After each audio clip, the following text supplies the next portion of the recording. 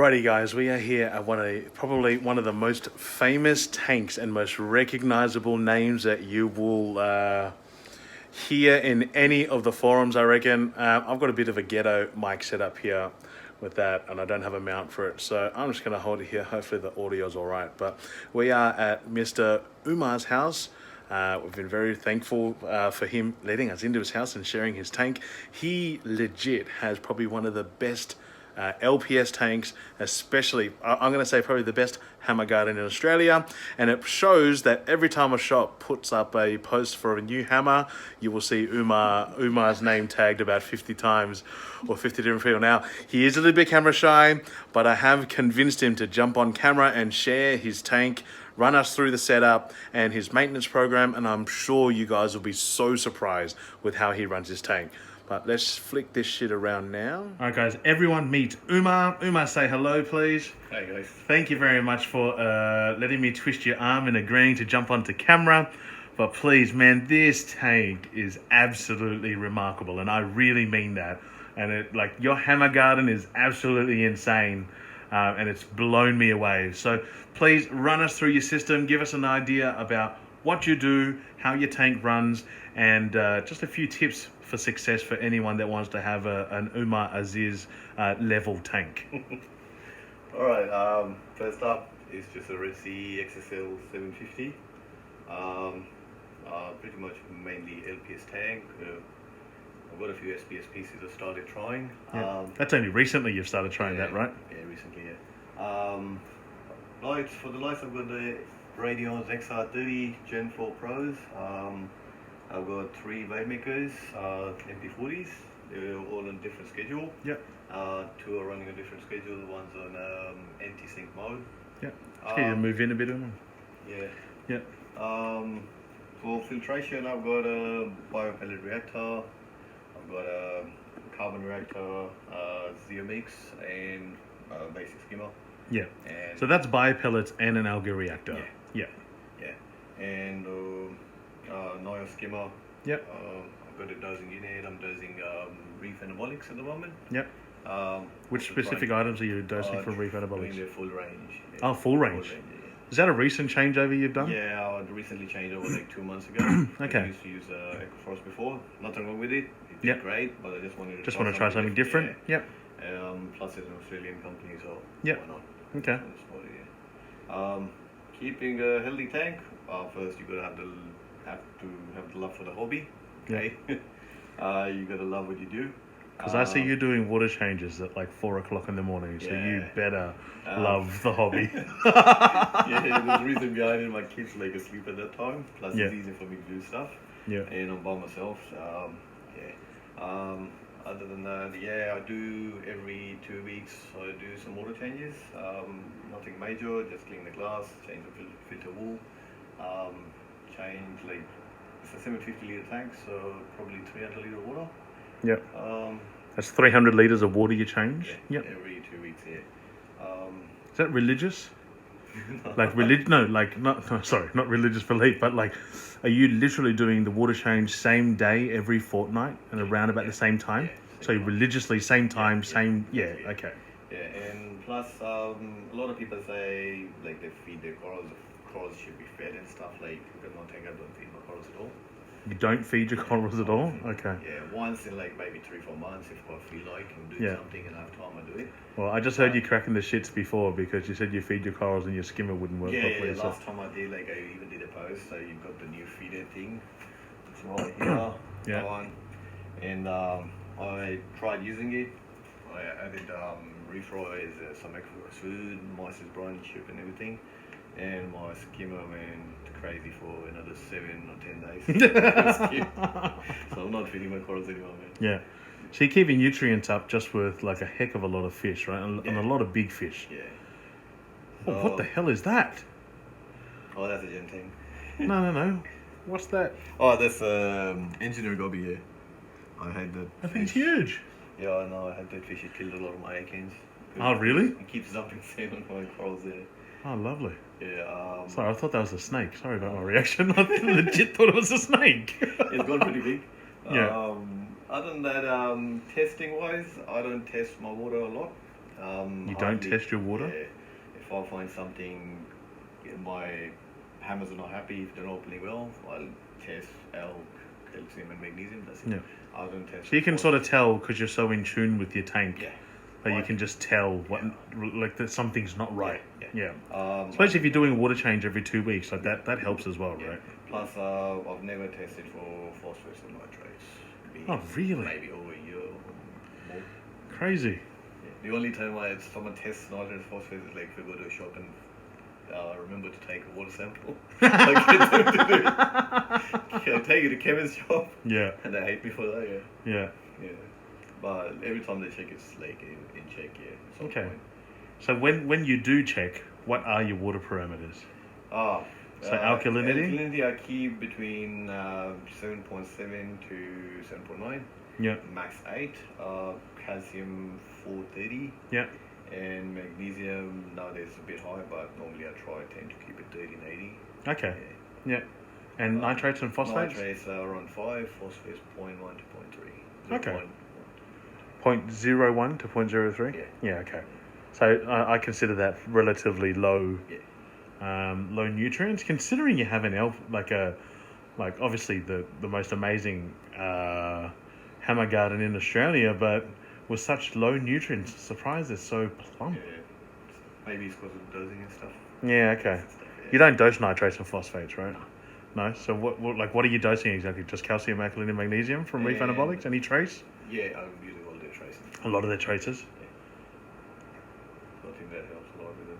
Yeah. That's amazing. And fish-wise, what have you got fish-wise? Oh, I've got the basic yellow tang, the purple tang, selfie, I've got a gem tang, I've got a sohol. Oh, you got a gem tang too? I didn't see that before. Mimic, got some chromies. I had 10, they killed each other, I'm only left with 2. I've got a Mocha Storm, I've got a Picasso, Engineer Gobi, some yellow line cardinals. Yeah, pretty much it. And a foxface. Yeah, great. Heaps of tangs. Heaps and heaps of tangs. One thing that really... Oops, sorry. There you go. One thing that gets me about your tank is like how clean it is, man. Yeah, I haven't cleaned the glass for like 3 days now. So. Yeah, I can't believe you can get away with that, cleaning the glass for 3 days and it still looks clean. Yeah.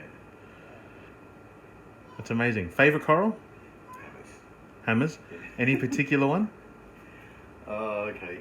I mean, the king. Let's see the king of hammers. Which hammer does he like? Oh, okay, I like that one. I recently got it from Bespoke Aquariums. Yeah. Like Which is the purple and green one? No, that one. The green and yellow. Oh, the green and yellow. That big one there. That's pretty amazing. Like your gold hammers are nuts too, man. Like this one here is bananas. Obviously, I have a filter on, guys. Don't hate on the filter, but blue lights, iPhones don't really work well. So, but in general, I like all hammers. Like even if it's a green, if someone's selling it, if it's good, it's healthy, I know I'll get it. Yeah.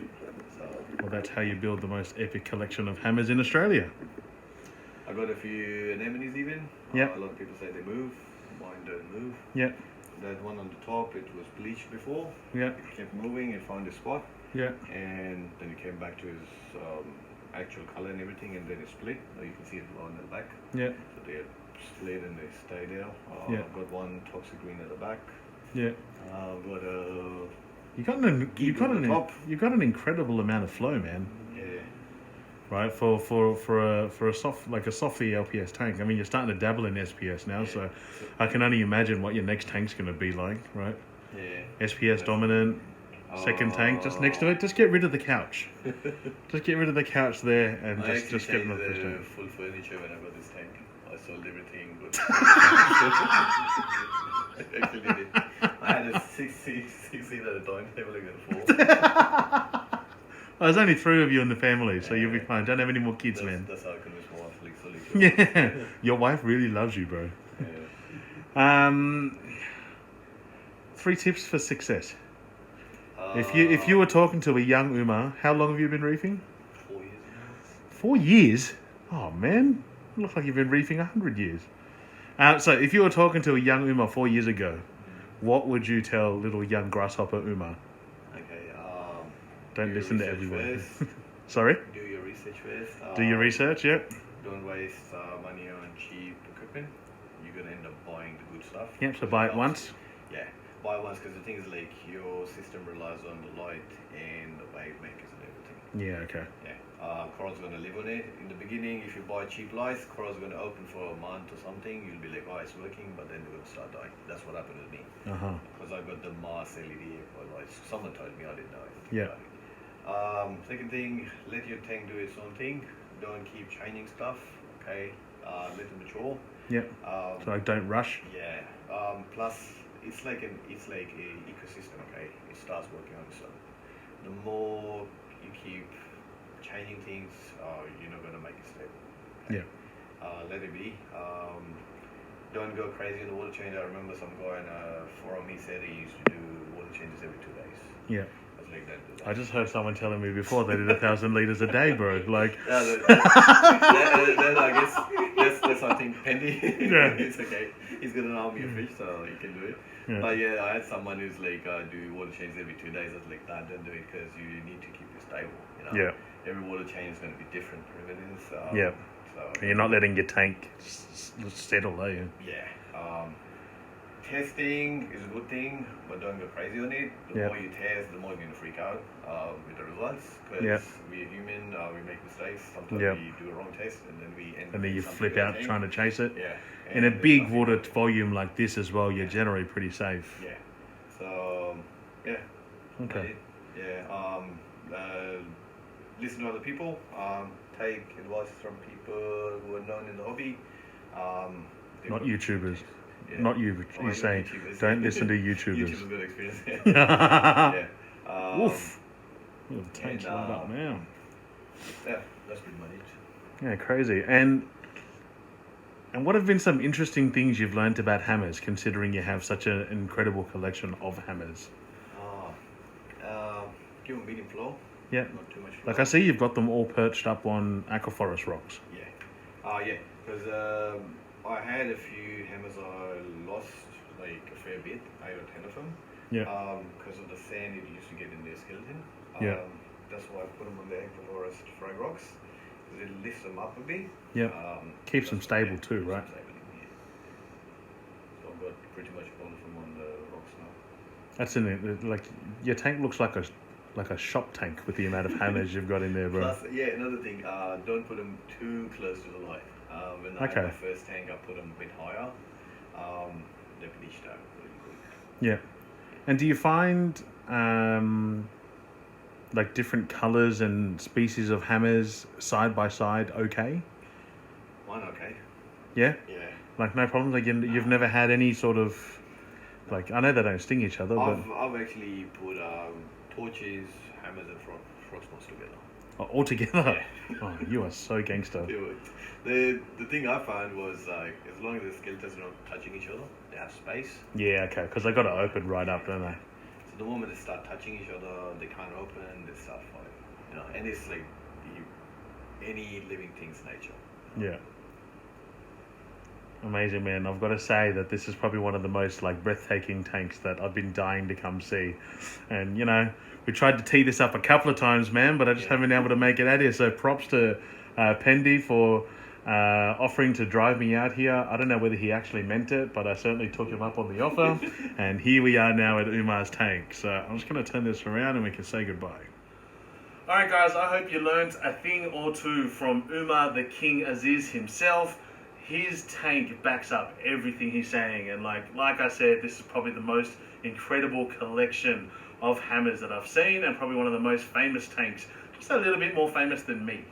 But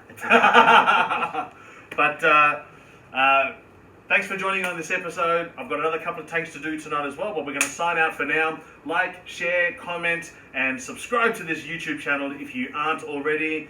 And my friends, until next time, do you know what to do? 1, 2, 3. You don't watch my videos. Peace! Come on, Umar, keep up with the...